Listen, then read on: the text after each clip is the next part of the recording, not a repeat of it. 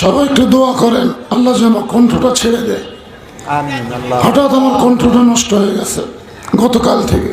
সবাই জিকির করেন, আল্লাহ কণ্ঠ ছেড়ে দিবে। লা ইলাহা ইল্লাল্লাহ। সুস্থতা অসুস্থতা কার নিয়ামত? আল্লাহ সুস্থ রাখতেও ভালোবাসেন, আবার অসুস্থ রাখতেও ভালোবাসেন। আমরা দেখবো খেয়াল করে যে চিকন চাকন একটা মানুষ কিন্তু বিষাক্ত সাপ নিয়ে খেলা করে, আবার মোটা তাজা একটা মানুষ তেলা পোকা দেখলে ভয় করে। আপনারা বলেন তো এটা দেহের জোরে না মনের জোরে? আজকে আলেম ওলামাদের মনে তেমন জোর নেই। এই জোর না থাকার পিছনে কারণ হলো আমাদের বাংলাদেশের পরিবেশ। জোরে কোন ঠিক কিনা? আপনাদের এই 5 বিবি আমার মনে আছে।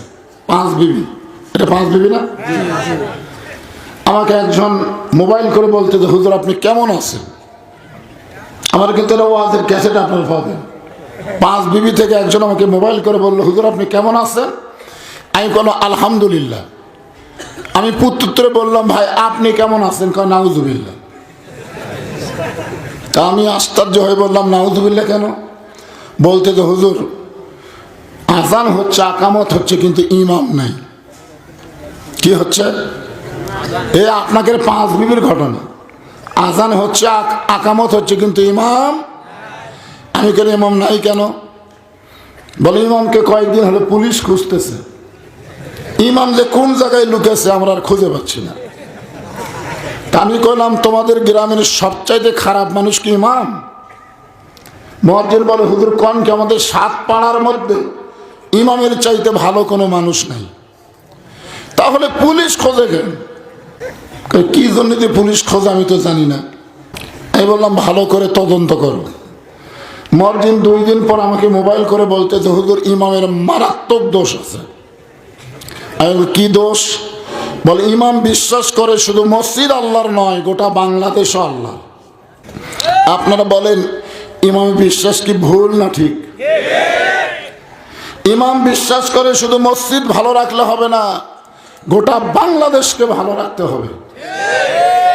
এখন ইমাম গোপনে গোপনে দেশকে ভালো রাখার জন্যে আল্লাহর কোরআনের দল করে। আর এই খবর কে যেন পুলিশকে দিছে, তখন থেকে পুলিশ ইমামকে খুঁজতেছে।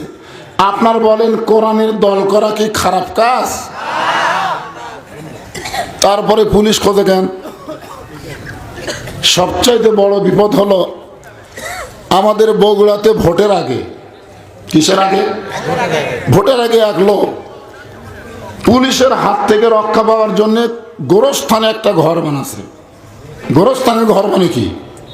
কবর। একটা জীবিত মানুষ কবর বানাচ্ছে, নিচে খ্যার বিছায়া, ওপরে কম্বল, তার উপরে ল্যাপ গাওয়ার দিয়ে ঘুম পাড়ে। মাঝে মধ্যে বউরে খবর নেয়। খবর কি? বলে রাত 9টা থেকে 11টা পর্যন্ত 3 বার পুলিশ হয়েছে। তো বলতেছে আমি এমন জায়গায় লুকিয়ে আছি পুলিশের বাপেরও ক্ষমতা নাই যে আমার কাছে আসতে পারে। জীবিত মানুষ গোরস্থানে লুকে থাকা লক্ষণ ভালো? এটা কি রহমত না বিপদ?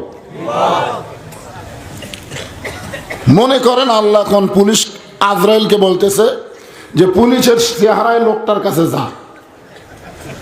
আজরাইল পুলিশের চেহারায় লোকটার কাছে এসে বলতেছে কে রে ভাই?